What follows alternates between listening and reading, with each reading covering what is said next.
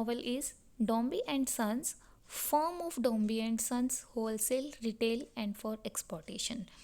Novel के name से ही clear हो जाता है कि ये जो नॉवल है ये एक कंपनी के नेम पर रखा गया है, जिस कंपनी का या फर्म का क्या नाम है, Dombey and sons wholesale, retail and for exportation. ठीक है। और ये जो नॉवल है ये 1848 में पब्लिश हुआ था और ये नॉवल बहुत सारे करेक्टर्स को इंक्लूड करता है और इस नॉवल का एक करेक्टर है जिसका नाम है पॉल डोम्बी।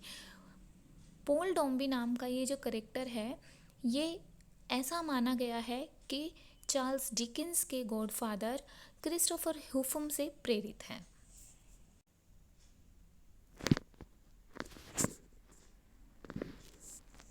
अब हम नॉवल के करेक्टर्स की हेल्प से नॉवल की स्टोरी को रीड करते हैं। फर्स्ट करेक्टर है पॉल जूनियर। पॉल जूनियर कौन है? देखो, जैसे ही नॉवल ओपन होता है तो हम पॉल जूनियर के बर्थ के बारे में पढ़ते हैं।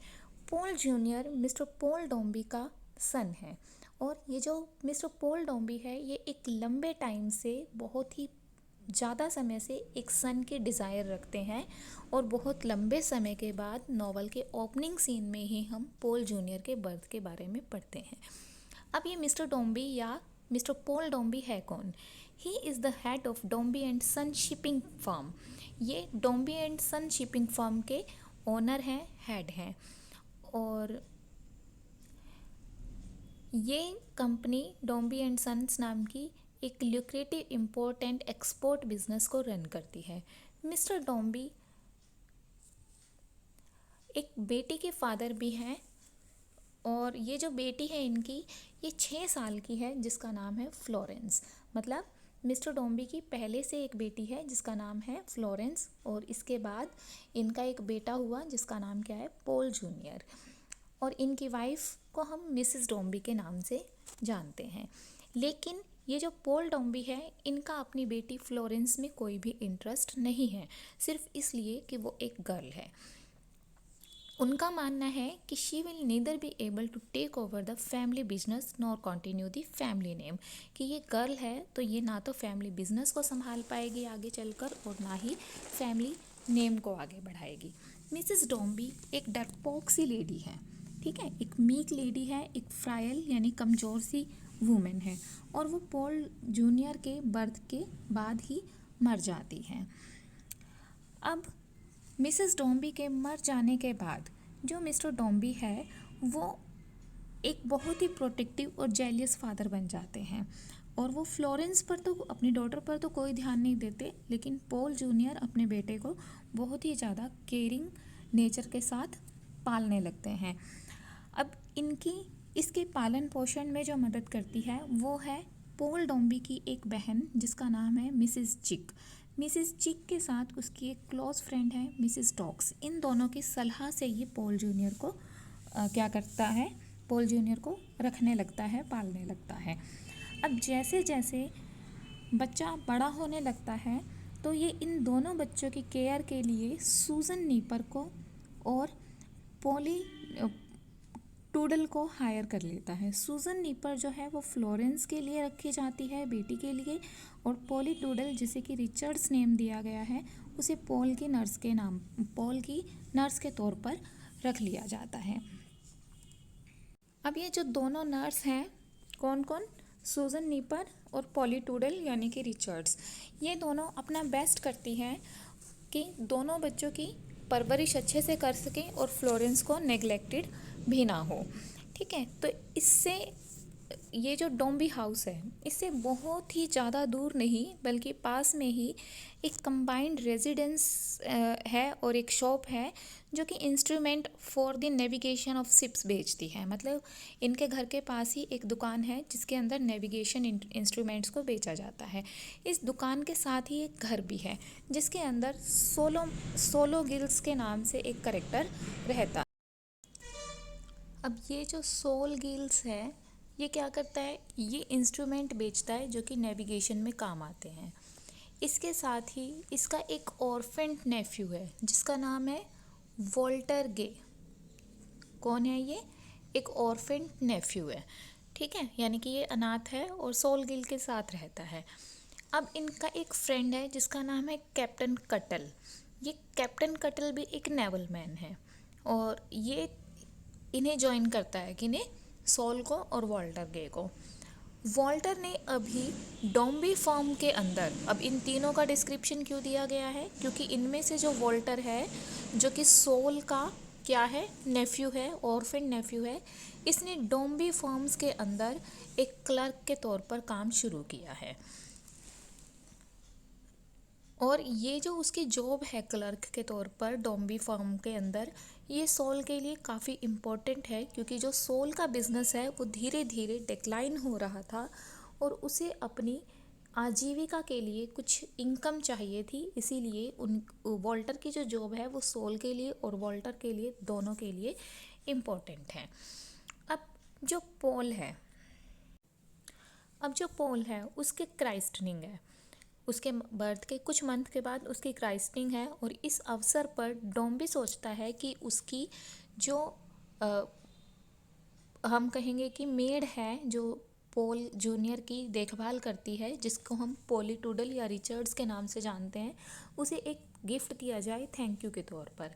तो इस गिफ्ट के फॉर्म में मिस्टर डॉम्बी कहते हैं कि रिचर्ड के जो, यानी कि पोली के जो सबसे बड़े बेटा है, जिसका नाम है रोब, कि रोब की जो पढ़ाई है, जितनी भी एजुकेशन है स्कूल की, उसका सारा खर्चा कौन उठाएगा, मिस्टर पॉल डॉम्बी उठाएंगे। क्यों उठाएगा वो ये खर्चा, क्योंकि वो अपने बेटे पॉल जूनियर की मेड रिचर्ड्स को धन्यवाद करना चाहता है, इसीलिए वो उसको ये गिफ्ट देता है। अब जैसे ही ये बातें होती हैं कि उसकी खर्चा कौन उठाएगा, पॉल डॉम्बी उठाएगा, तो रिचर्ड अपने बेटे को याद करने लगती है और वो बहुत उदास हो जाती है अपने बेटे के बारे में सोचकर। तो सूजन कहती है कि उसे अपनी फैमिली से मिलने जाना चाहिए। अब ये सभी डिसाइड कर लेते हैं कि हम कहाँ जाएंगे, रिचर्ड के घर जाएंगे, ताकि रिचर्ड की फैमिली से मिला जा सके। इसीलिए रिचर्ड्स, सूजन नीपर, पॉल जूनियर और फ्लोरेंस, ये चारों कहाँ जाते हैं, ये चारों रिचर्ड्स के घर पर जाते हैं। अब जब रिचर्ड्स के घर पर ये सब जा रहे हैं, रिचर्ड्स कौन है, अब इस विज़िट के बाद ये चारों जब वापस आ रहे होते हैं, तो जो फ्लोरेंस है वो इनसे अलग हो जाती है, फ्लोरेंस इनसे अलग हो जाती है और गुम हो जाती है इस तरह से अलग होकर। ठीक है, वो डर जाती है, लेकिन जल्दी ही एक ओल्ड वुमेन जिसका नाम क्या है, मिसेस ब्राउन, वो फ्लोरेंस को अपने साथ ले जाती है। मिसेस ब्राउन उसे हेल्प करने की ऑफ़र करती है, लेकिन हेल्प के करने के वादे से वो उसको ले तो जाती है, बट बाद में वो उसे एक हॉवल में ले जाती है। ठीक है, और वहाँ पर फ्लोरेंस को फोर्स करती है कि वो अपने सारे एक्सपेंसिव क्लॉथ छोड़ निकाल दे, उसकी सारी कीमती जो चीज़ें हैं, कीमती जो कपड़े हैं यहाँ तक कि, उन सबको उससे ले लेती है और उसे चीथड़ों में वहाँ पर छोड़ देती है। इसके बाद जब फ्लोरेंस को वहाँ पर छोड़ दिया जाता है, फ्री छोड़ दिया जाता है, तो वो अपने फादर के ऑफ़िस को ढूंढने की कोशिश करती है। और अपने फादर के ऑफ़िस तक जब वो पहुँचने की कोशिश करती है, तो वो वॉल्टर गे से मिलती है। वॉल्टर गे हमें पता ही है कौन है, ये सोल गिल्स का नेफ्यू है, जो कि डॉम्बी फार्म के अंदर क्लर्क के तौर पर काम कर रहा है। सोल गिल कौन है, एक रिटायर्ड सीमैन है, जो कि इंस्ट्रूमेंट्स बेचने के लिए एक शॉप करके बैठा हुआ है। तो ये कहाँ, फ्लोरेंस किससे मिलती है, वॉल्टर गे से मिलती है। वॉल्टर इमीडिएटली उसके लिए प्रोटेक्टिव फील करता है और उसे अपनी दुकान पर ले आता है, अपनी दुकान पर मतलब सोल गिल्स की शॉप पर ले आता है, और फिर अब उसकी फैमिली को बताता है कि वो सेफ़ है। लेकिन जब फ्लोरेंस के फादर, अब जब वॉल्टर मिस्टर डॉम्बी कौन है, फादर हैं फ्लोरेंस के और पॉल के, तो मिस्टर डॉम्बी को जब वो बताता है कि उनकी जो बेटी है वो अब सेफ़ है और पूरे इंसिडेंट के बारे में बताता है, तो मिस्टर डॉम्बी को बहुत कुछ खास खुशी नहीं होती अपनी बेटी के सेफ़ होने पर, बल्कि कि उसे बहुत गुस्सा आता है, किस पर, दोनों मेड्स के ऊपर, सूजन नीपर पर, और दूसरा कौन थी, ये दूसरी मेड कौन थी, Richard Paul, sorry Richard, Polly Richard, इन दोनों पर उसे बहुत गुस्सा आता है क्योंकि उसको लगता है कि हो सकता था कि जो डेंजर फ्लोरेंस पर आया वो पॉल जूनियर पर आ जाता।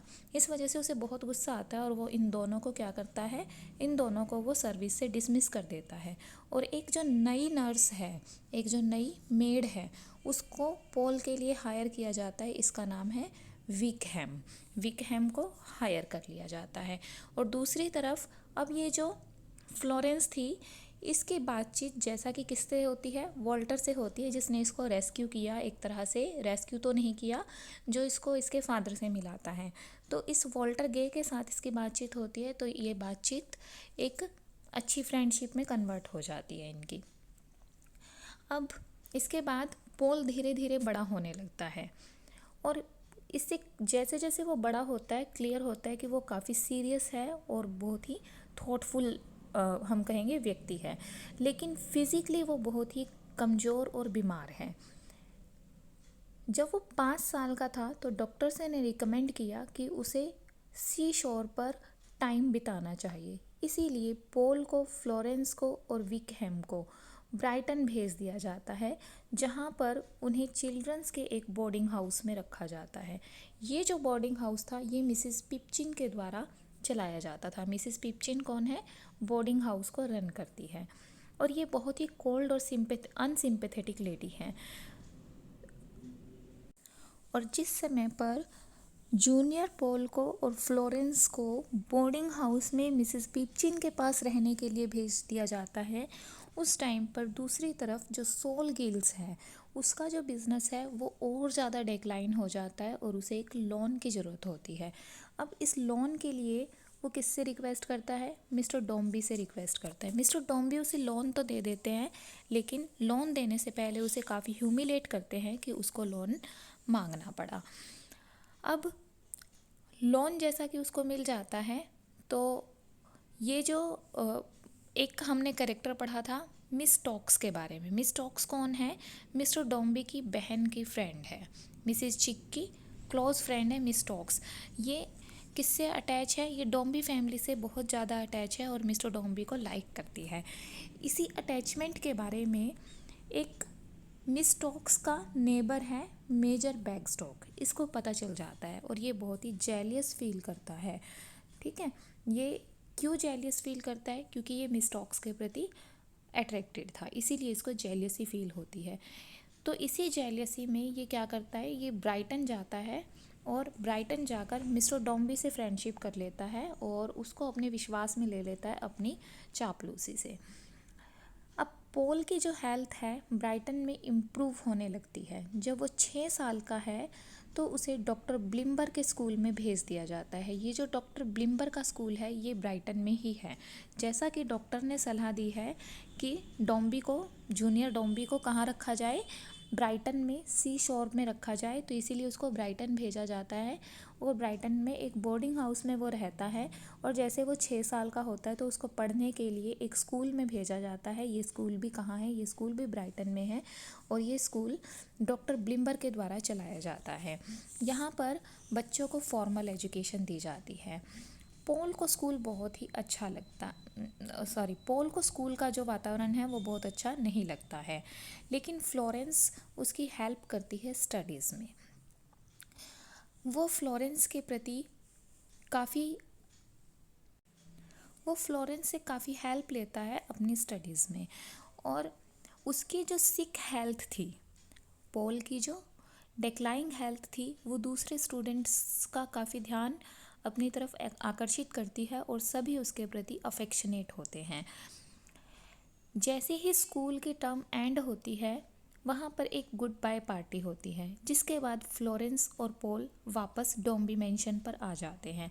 लेकिन डॉम्बी मैंशन पर यानी अपने घर पर वापस आने के बाद पॉल की हेल्थ फिर से बिगड़ने लगती है। अब डॉम्बी फार्म जो है वहाँ पर जो बिज़नेस मैटर है वो एक मैनेजर है जिसका नाम है जेम्स कार्कर।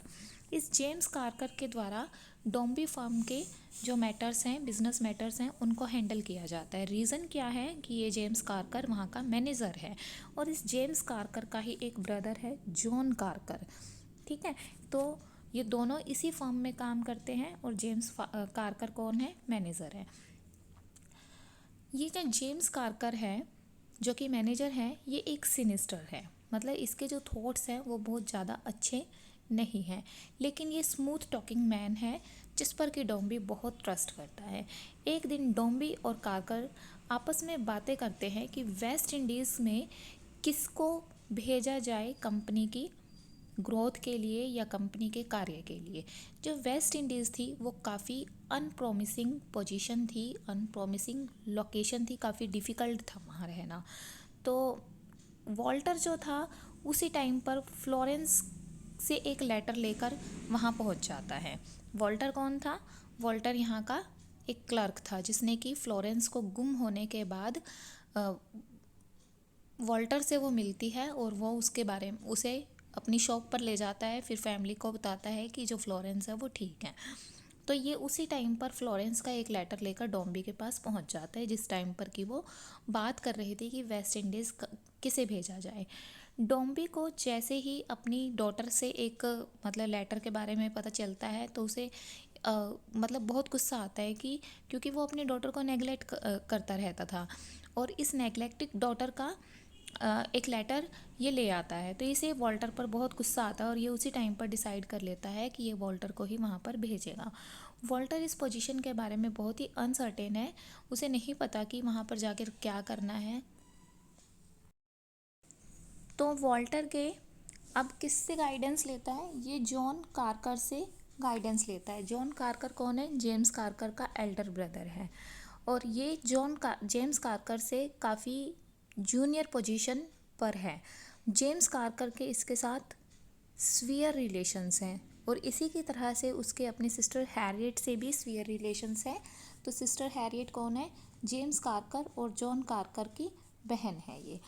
इसके बाद वॉल्टर को वेस्ट इंडीज़ के लिए भेज दिया जाता है, लेकिन जो वॉल्टर है वो खुद से ये न्यूज़ जाकर अपने अंकल सोल गिल्स को नहीं देता, बल्कि कि उनके फ्रेंड कैप्टन कटल को ऐसा करने के लिए कहता है। और वो ये भी कहता है कैप्टन कटल को कि वो सोल गिल्स को जब उसके वेस्ट इंडीज़ जाने के बारे में बताए तो वो कहे कि वो टेम्परेरी तौर पर वेस्ट इंडीज़ जा रहा है और ये उसकी प्रमोशन का ही एक हिस्सा है, ताकि सोल गिल्स को ज़्यादा चिंता फील ना हो उसके लिए।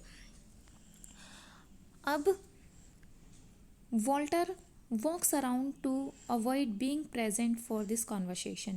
He runs into Susan Nipper, who is frantically trying to locate Richards.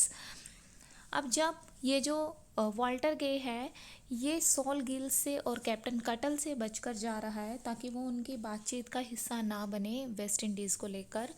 तो जब वो वहाँ से जा रहा है तो वो किससे मिलता है? वो अचानक से सूजन नीपर को देखता है। सूजन नीपर बहुत ही जल्दबाजी में है और रिचर्ड्स को ढूंढ रही है। रिचर्ड्स कौन थी? रिचर्ड्स पॉल की पहली जो हम कहेंगे कि मेड थी, जो उसकी देखभाल करने वाली थी, वो थी रिचर्ड्स, जिसको कि बाद में निकाल दिया गया था और उसकी जगह पर विकहैम को रखा गया था। अब ये सूजन नीपर रिचर्ड को ढूंढ रही है। क्यों ढूंढ रही है? क्यों? वो कहती है कि जो पोल है वो बहुत ही सीरियस है, बहुत ज़्यादा बीमार है and has asked to see his old nurse, और इसीलिए मिस्टर डॉम्बी ने कहा है कि वो पुरानी नर्स को ढूंढ कर लेकर आए। वॉल्टर उसकी हेल्प करता है रिचर्ड को ढूंढने में और इसके बाद जो पोल है उसको रिचर्ड से यानी कि उसकी पुरानी जो नर्स है उससे मिला दिया जाता है। लेकिन रिचर्ड को मिलने के बाद ही वो मर जाता है। कौन मर जाता है? जो जूनियर पोल है। और जूनियर पॉल की डेथ ने फादर और डॉटर फ्लोरेंस दोनों को ही डिवेस्टेट कर दिया। लेकिन पॉल के इस डेथ के बाद भी जो फादर है वो अपनी डॉटर से अपने रिलेशंस को ठीक नहीं करता और अपनी डॉटर फ्लोरेंस को वहीं छोड़कर अपने एक फ्रेंड बैकस्टॉक के साथ लेमिंगटन चला जाता है। फ्लोरेंस अब अपने घर पर अकेली रह जाती है, लेकिन उसके ब्रदर का एक फ्रेंड है जिसका नाम है टूट्स। ये इस टूट्स से ये जो टूट्स हैं ये इससे मिलने बार बार आता है, काफ़ी विजिट्स पे करता है। इसके बाद जो फ्लोरेंस है वो अपनी एक फ्रेंड के पास चली जाती, अपनी फ्रेंड फैमिली से मिलने के लिए चली जाती है। जब वो वापस आती है तो क्या देखती है कि जो डॉम्बी मैंशन है वो काफ़ी अस्त व्यस्त है, और ये जो अस्त व्यस्त था डॉम्बी मैंशन, ये रेनोवेशन प्रोजेक्ट्स की वजह से था।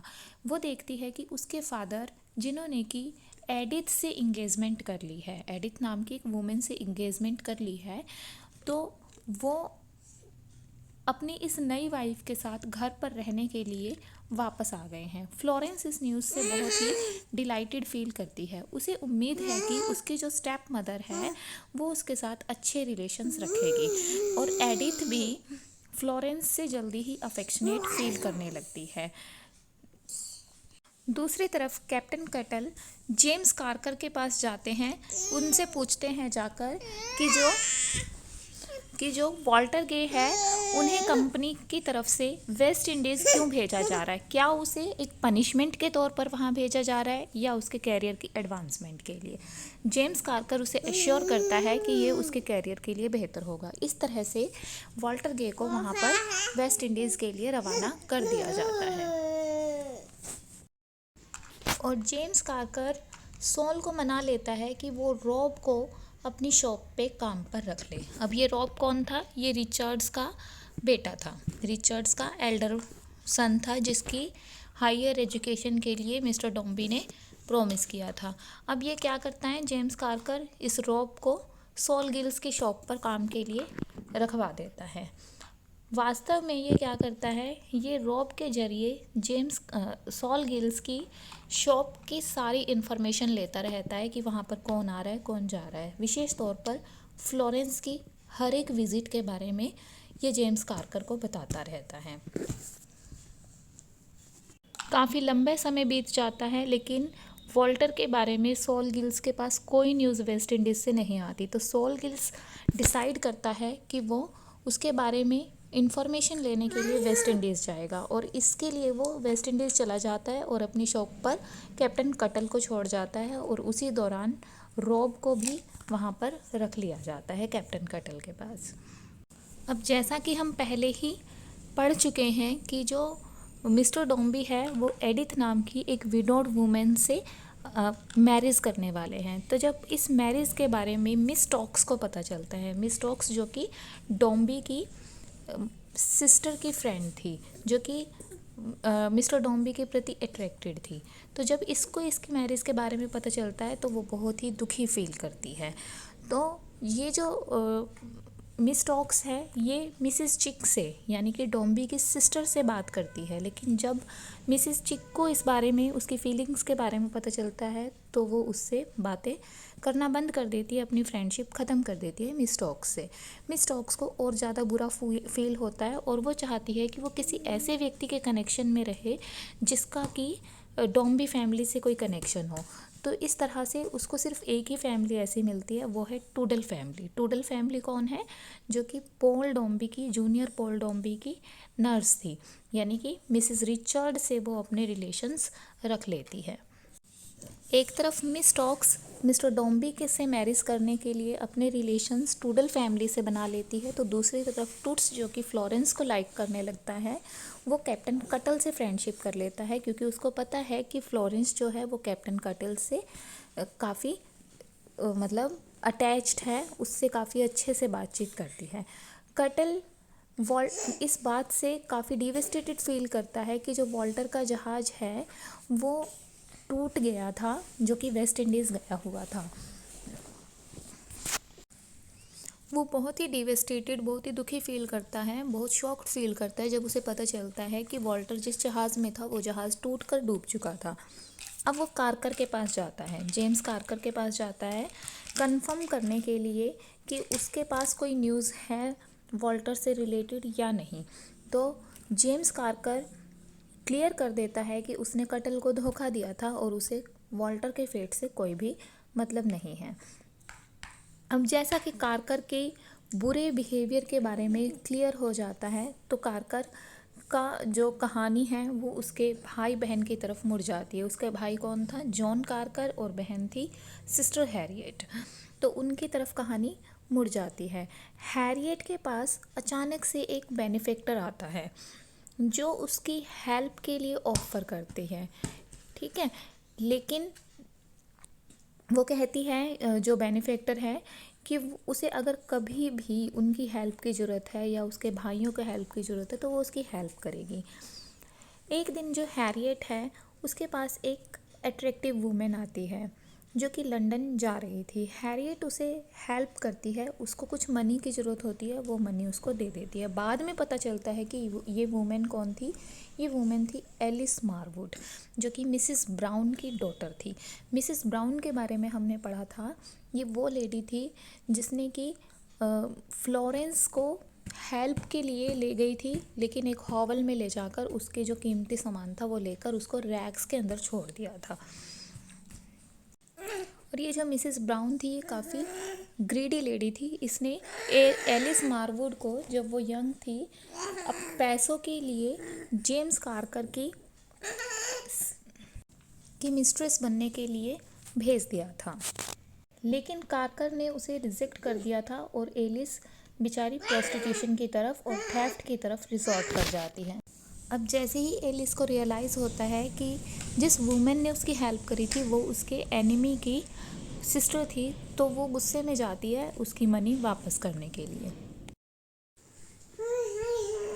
टूट्स जो कि फ्लोरेंस को लाइक करता है वो उसे मैरिज के लिए प्रपोज करता है, लेकिन वो बहुत ही टैक्टफुली उसको रिजेक्ट कर देती है, उसको मना कर देती है।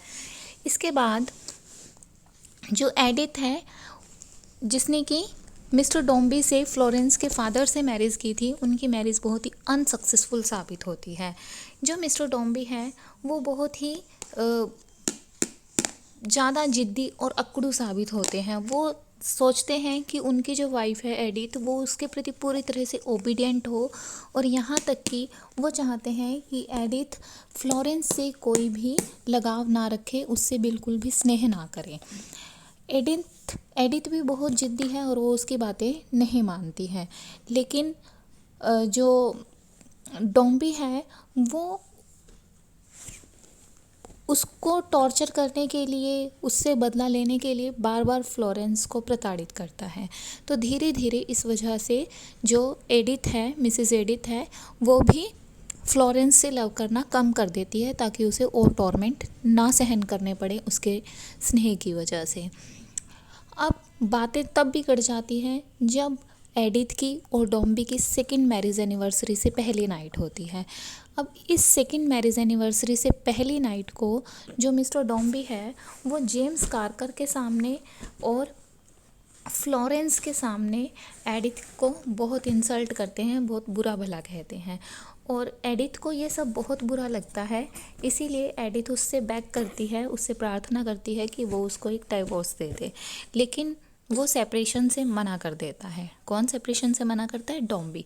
इसीलिए एडिथ एक नोट छोड़ जाती है और वहाँ से भाग जाती है। उस नोट में वो लिखती है कि वो जेम्स कार्कर के साथ जा रही है, और जेम्स कार्कर को एडिथ ये विश्वास दिला देती है कि वो उससे बहुत लव करती है, लेकिन वास्तव में एडिथ उससे लव नहीं करती थी। और जेम्स कार्कर जो कि एडिथ से उसकी ब्यूटी की वजह से लव करता था, और कहीं ना कहीं ये जो जेम्स कार्कर था ये मिस्टर डोम्बी, प्राउड मिस्टर डोम्बी को एक पाठ पढ़ाना चाहता था, इसीलिए वो एडिथ के साथ वहाँ से फ्ली कर जाता है, भाग जाता है। ये दोनों कहाँ जाते हैं? फ्रांस जाते हैं। तो ये जो मिस्टर डोम्बी है ये बहुत ही ज़्यादा डर जाता है कि पब्लिक शेम होगी, लोग क्या कहेंगे इस चीज़ को लेकर। तो फ्लोरेंस, उसकी डॉटर आती है उसको सांत्वना देने के लिए, लेकिन ये फ्लोरेंस को स्ट्राइक करता है, मारता है और दूर भगा देता है। तो फ्लोरेंस को भी बहुत बुरा लगता है और वो सोच लेती है कि अब वो अपने फादर के साथ नहीं रहेगी। अब वो यहाँ से कहाँ चली जाती है? सोल गिल्स के पास शॉप पे चली जाती है। सोल गिल्स अपने नेफ्यू वॉल्टर गे को ढूंढने के लिए वेस्ट इंडीज़ गया हुआ है क्योंकि उसकी कोई न्यूज़ नहीं आती। तो अब उसकी शॉप पर सिर्फ कैप्टन कटल है। अब फ्लोरेंस कैप्टन कटल के पास चली जाती है, लेकिन जैसे ही फ्लोरेंस वहाँ पर जाती है अचानक से वॉल्टर गे वापस आ जाता है। और जब वॉल्टर गे वापस आता है, उसके वापस आने पर कैप्टन कटल और फ्लोरेंस दोनों ही खुश हो जाते हैं, और वॉल्टर गे और फ्लोरेंस अब मैरिज करने का डिसाइड करते हैं। और उनके बारे में जानकर जो टूट्स है वो भी बहुत खुश होता है। इस तरह से ये सर्कल एक हैप्पी सर्कल बन जाता है। दोनों डिसाइड करते हैं कि वो मैरिज के बाद चाइना जाएंगे। और रियल हैप्पीनेस तब आती है जब सोल गिल्स भी वहाँ पर वापस आ जाता है। सोल गिल्स बताता है कि जब वो वेस्ट इंडीज़ था तो वो लेटर्स लिखकर भेज रहा था, लेकिन वो लेटर्स कैप्टन कटल के पुराने एड्रेस पर जा रही थे और इस वजह से कोई भी उन्हें पढ़ नहीं पा रहा था। इस तरह से ये जो फ्लोरेंस और वॉल्टर गे है, इनकी एक हैप्पी लाइफ स्टार्ट हो जाती है। इसके बाद अब हम चलते हैं मिस्टर डॉम्बी पर। मिस्टर डॉम्बी जो कि पूरी तरह से डिवेस्टेट हो चुका है, वो सोचता है कि लोग उसको बहुत ज़्यादा शेम फील कराएंगे, उसको बहुत ज़्यादा ह्यूमिलेट करेंगे और दोनों से रिवेंज लेना चाहता है। अब मिसेस ब्राउन इंडिकेट करती है कि वो हेल्प कर सकती है मिस्टर डॉम्बी की ये बताने में कि कारकर कहाँ पर है। इसीलिए वो क्या करती है, डॉम्बी को अपने घर में छुपा लेती है। जब ये मिसेस ब्राउन और एलिस दोनों रॉब को धमकाती हैं ये बताने के लिए कि वो बताए कि जेम्स कारकर और डॉम्बी की वाइफ कहाँ पर हैं। अब रॉब एडमिट करता है कि कारकर और एडिथ ने लंदन अलग अलग छोड़ा था और उन्होंने प्लान किया था कि वो लंदन यहाँ से अलग अलग जाएंगे और डिजॉन में फ्रांस में मिलेंगे। डॉम्बी इमीडिएटली वहाँ से निकल जाता है ये सुनकर फ्रांस जाने के लिए, लेकिन उसके थोड़ी देर बाद ही एलिस को डर लगता है कि कहीं डॉम्बी कारकर को ना मार दे। इसीलिए वो जेम्स कारकर की सिस्टर हैरियट के पास जाती है उसे ये सब बताने के लिए, क्योंकि उसे लगता है कि हैरियट किसी तरह से अपने ब्रदर को इसके बारे में सूचित कर देगी, इन्फॉर्म कर देगी। लेकिन हैरियट के पास ऐसा करने का कोई तरीका नहीं है। अब जो हैरियट है उसको एलिस पर दया आती है और उसे वो मेडिकल केयर प्रदान करती है। हैरियट और जॉन कारकर, जॉन कारकर कौन है, जेम्स का छोटा भाई, बड़ा भाई। तो हैरियट और जॉन दोनों ही के पास एक मिस्टीरियस बेनिफैक्टर आता है। ये मिस्टीरियस बेनिफैक्टर वास्तव में डॉम्बी फर्म्स का दूसरा मैनेजर था, वो था मिस्टर मॉर्फिन। वो चाहता है कि वो जॉन की हेल्प करे क्योंकि उसे इस टाइम पर जॉब से निकाला जा चुका था। अब जॉन को जॉब से क्यों निकाला जा चुका था, क्योंकि जेम्स कारकर ने डॉम्बी को डिसीव किया था और जेम्स कारकर का ही ये भाई था, तो इसी वजह से जॉन कारकर को भी यहाँ से निकाला जा चुका था। मॉर्फिन एक्सप्लेन करता है हैरियट को कि जेम्स जो है वो फर्म के फाइनेंसेस को भी ढंग से हैंडल नहीं कर रहा था, गलत ढंग से हैंडल कर रहा था। और एडिथ और कारकर दोनों फ्रांस में डिजॉन में रीयूनाइट करते हैं, लेकिन एडिथ कारकर को बताती है कि वो उससे लव नहीं करती, उसने सिर्फ प्रिटेंड किया था ताकि वो अपने इस बेकार से मैरिज रिलेशनशिप से बाहर आ सकें। और ये कहकर वो उसे छोड़ जाती है और वो बताती है कि डॉम्बी उसको ढूंढ रहा है। तो कारकर डर जाता है और वह वापस इंग्लैंड भाग जाता है, लेकिन डॉम्बी उसको लगातार ढूंढता है। एक रेल रोड स्टेशन पर दोनों फाइनली मिल जाते हैं। डॉम्बी को देखकर कारकर डर जाता है और ट्रैक पर कूद जाता है और वहाँ पर वो अचानक ही एक ट्रेन से स्टक कर जाता है और इस हादसे में वो मर जाता है। After his return, Dombey does not adequately scale back the firm and it goes bankrupt. अब यहाँ से आने के बाद डॉम्बी ठीक ढंग से अपनी फर्म को नहीं टाइम दे पाता और धीरे धीरे ये बैंकरप्ट हो जाती है। अब वो कंगाल हो जाता है, अकेला हो जाता है, सभी उसको छोड़कर चले जाते हैं। तब वो रियलाइज़ करता है कि उसने अपनी बेटी फ्लोरेंस के साथ कितना गलत किया है और वो खुद से नफ़रत करने लगता है। वो खुद को मार देना चाहता है, लेकिन अनएक्सपेक्टली जो फ्लोरेंस है वो अपने हस्बैंड वॉल्टर गे के साथ और अपने छोटे से इन्फेंट बेटे के साथ वहाँ पर वापस आ जाती है और अपने फादर डॉम्बी से मिलती है। डॉम्बी बहुत ही ज़्यादा हार्टली मूव हो जाता है, बहुत पिघल जाता है और अपने ग्रैंड हाउस को छोड़कर उनके साथ रहने के लिए चला जाता है। जेम्स, जॉन और हैरियट तीनों सिबलिंग्स थे और जैसा कि जेम्स की डेथ हो चुकी थी तो अब उसके द्वारा जो धन इकट्ठा किया गया था वो जॉन और हैरियट को मिल जाता है। वे इसमें से कुछ मनी को यूज़ करते हैं और कुछ को, इसमें से कुछ धन को वो एनोनिमसली डॉम्बी को सपोर्ट करने के लिए यूज़ करते हैं। हैरिट एलिस को बताती है कि वो एक्चुअल में एडिथ की कज़न है। हैरिट एंड मॉर्फिन दोनों मैरिज कर लेते हैं। मॉर्फिन कौन था? सेकंड मैनेजर था कंपनी का, जो कि हैरिट का बेनिफैक्टर भी बना। Other matches also occur among the circle of friends. बहुत सारे दूसरे मैच भी इसमें दिखाए जाते हैं, जैसे कि सूजन और टूट्स मैरिज कर लेते हैं, और Florence is summoned for a brief visit to Edith. Florence को एडिथ एक विज़िट के लिए बुलाती है, जहाँ पर वो एक्सप्लेन करती है कि वो उससे हमेशा लव करेगी और वो अपनी एडल्ट्री के लिए गिल्टी फील नहीं करती है। मिस्टर डॉम्बी अब एक चेंज्ड पर्सन है और उसने and becomes very devoted to his daughter and son in law. और वो अपनी डॉटर से और सन इन लॉ से बहुत प्यार करने लगता है। पर्टिकुलरली अपनी ग्रैंड डॉटर से वो बहुत प्यार करता है अब, ताकि वो अपनी जो पुरानी प्रीजुडिसेस थी गर्ल्स के ख़िलाफ़, उनको वो पीछे छोड़ चुका था और एक तरह से ये उसका एक रिडेम्पशन था। तो ये थी चार्ल्स डिकेंस की नावल डॉम्बी एंड सन्स की स्टोरी। इस डॉम्बी एंड सन्स नाम की नावल के अंदर चार्ल्स डिकेंस ने विशेष तौर पर हमें एक तरह से बताया कि जो हम कहेंगे दी ग्रेट डॉम्बी था, जो बहुत रिच व्यक्ति था, फर्म का जो ओनर था, उसकी गर्ल्स को लेकर क्या प्रीजुडिस थी और उसको एक बेटा ही चाहिए था अपने नाम को आगे बढ़ाने के लिए, अपनी कंपनी को आगे बढ़ाने के लिए। लेकिन वास्तव में एक बेटी भी ऐसा मतलब एक बेटी भी बेटे के अकॉर्डिंग ही फादर के लिए बहुत बड़ी धरोहर हो सकती है। ऐसा हमें इस नॉवल में चार्ल्स डिकेंस ने बताया है।